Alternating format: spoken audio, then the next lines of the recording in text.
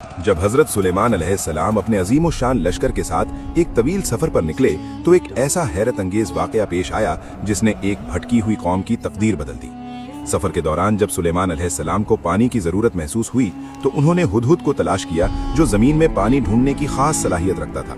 लेकिन हुदहुद अपने मकाम से गायब था। इस पर सुलेमान अलैहिस्सलाम जलाल में आ गए और फरमाया कि अगर हुदहुद ने अपनी गैर हाजिरी की कोई माकूल दलील पेश न की तो मैं उसे सख्त सजा दूंगा या ज़िबह कर डालूंगा।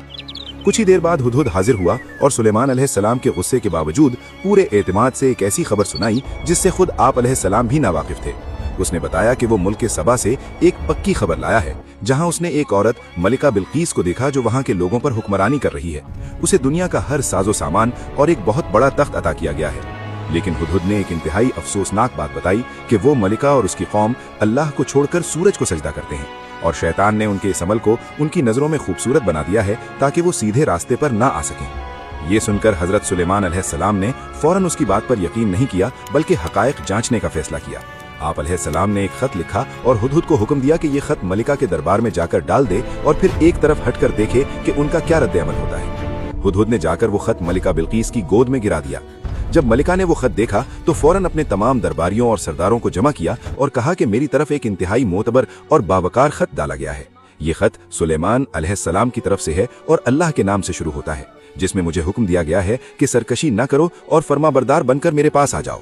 मलिका ने उनसे मशवरा मांगा कि इस अहम मामले में क्या करना चाहिए। दरबारियों को अपनी अस्करी ताकत पर बड़ा गुरूर था। उन्होंने बड़े फख्र से कहा कि हम ताकतवर और जंगजू लोग हैं, हम लड़ने की पूरी सलाहियत रखते हैं, लेकिन हतमी फैसला आपके हाथ में है। आप जो हुक्म देंगी हम वैसा ही करेंगे। यहाँ मलिका बिल्कीस ने जज्बात के बजाय इंतहाई दानिशमंदी का मुजाहिरा किया। उसने जंग के ख्याल को मुस्तरद करते हुए अपने दरबारियों को समझाया कि जब ताकतवर बादशाह किसी बस्ती में फातिहाना दाखिल होते हैं तो उसे तबाह बर्बाद कर देते हैं और वहाँ के इज्जतदारों को जलीलो ख्वार कर देते हैं। उसने जंग की तबाही से बचने के लिए हिकमत का रास्ता चुना और हजरत सुलेमान अलैहिस्सलाम की खिदमत में कुछ कीमती तहाइफ भेजने का फैसला किया ताकि वो जांच सके कि वो वाकई अल्लाह के नबी हैं या महज एक दुनियावी बादशाह। और यही वो दानिशमंदाना शुरुआत थी जिसने बाद में इस पूरी कौम को शिर्क के अंधेरों से निकालकर हिदायत के रास्ते पर ला खड़ा किया।